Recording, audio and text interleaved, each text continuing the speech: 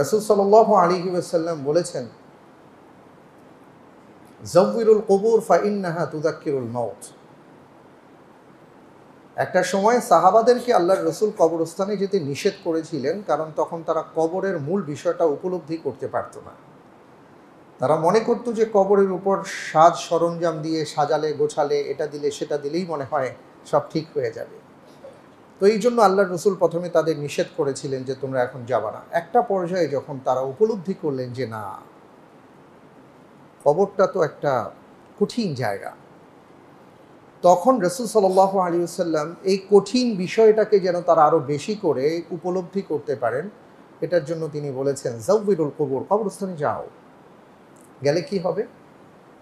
ফাইন্নাহা তুযাক্কিরুল মাউত, তুমি যখন মৃত্যুর কথা স্মরণ করবে তখন তোমার ভিতরের অহংকার, অহমিকা, দাম্ভিকতা, ক্ষমতার প্রভাব, মানুষকে কষ্ট দেওয়া, নির্যাতন করা, জুলুম করা, নিজে আরও বেশি দিন বেঁচে থাকার মানসিক চিন্তা, ইচ্ছে, এগুলো তখন ধীরে ধীরে নিচের দিকে যেতে থাকবে। বাস্তব চিন্তা তোমার ভেতরে আসবে যে না, আমি তো মরে যাব।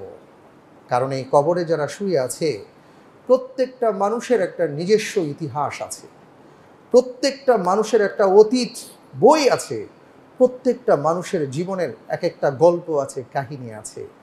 হতে পারে ভালো, হতে পারে মন্দ, হতে পারে সে এমন কোনো ব্যক্তি ছিল যে সমাজে অনেক উপকার করেছে, সে আজকে ভিতরে চলে গেছে। আবার হতে পারে এমন ব্যক্তি যার কারণে অসংখ্য মানুষ কেঁদেছে, চোখের পানি ছেড়েছে, সেও আজকে কবরে চলে গেছে। তা আমাকেও তো যেতে হবে। ফাইন্নাহা তুযাক্কিরুল মাউত, তুমি যখন মৃত্যুর কথা ভাববে, কবরগুলোর দিকে তাকাবে, কবর কিভাবে আছে, মাটির উপরে অনেক ঘাসপালা ইত্যাদি আছে, ভেতরে মানুষ শত শত লক্ষ লক্ষ কোটি কোটি মানুষ আজকে ভেতরে আছে, তোমাকেও যেতে হবে। আফসোস হলো এই উপলব্ধি আজকে আমাদের মধ্যে নাই।